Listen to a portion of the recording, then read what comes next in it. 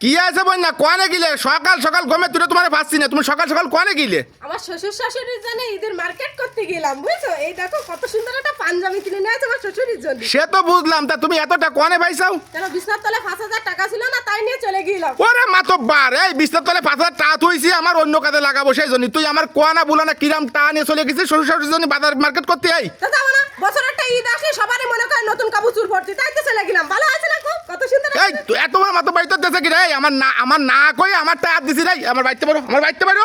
কিসে তোমার বাড়িতে পারো, কিসে তোমার বাড়িতে পারো? বছর একটা ঈদ আসলে সবারই মনে করে নতুন কাপড় চুর ভর্তি, আর তোমার মা বাপের নতুন কাপড় চুর কিনে দিচ্ছে বিলাই তুমি বাড়িতে বের করে দিছো। আর যদি কিনা আমার মা বাপের নতুন কাপড় চুর কিনে দিতাম, তাই তো তোমার সীমানাতে গলা ধাক্কা দিয়ে আমারে বের করে দিতে না? হ্যাঁ, ভুলে যাচ্ছ? তুমি যখন ছোট ছিলে তোমার আব্বা মা চিন্তায় পড়ে গেছে যে আমার সন্তানের নতুন কাপড় চুর দিতে হবে। বাপের স্যান্ডেল ছিঁড়া, তাও বাপ নতুন স্যান্ডেল কিনিনি। মার শাড়ি ছিঁড়া, তাও মা নতুন শাড়ি কিনিনি। তোমারে ঠিকই নতুন কাপড় চুর তারা কিনে দিয়েছে।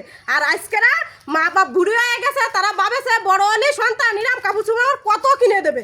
তুমি ছেলে হয়ে এই দায়িত্বটা তোমার, আর আমি পুতির বয়ে সেই দায়িত্বটা পালন করতেছি। সেই জন্য আমার অপরাধ, তুমি আমারে গলা ধাক্কা দিয়ে বাড়িতে বের করে দিতে চাচ্ছ। আমি পুতির বয়ে কিনে দিছি বিদায়। তা তোমার কোন আইনি কয় যে আমি অপরাধ করেছি? তুমি কও, এই আইনে যদি কয় যে আমি অপরাধ করেছি আমার শ্বশুর শাশুড়ির কাপড় চুর দিয়ে, তাহলে তোমার বের করে দেওয়া লাগবে না, আমি বের হয়ে যাবো। কও না বোন না, তুমি তো ভালো কাজ করেছো, তো আমার কথা শুনে নিতে তো না। আমি তো আমার মা বাপরে ভালোবাসি।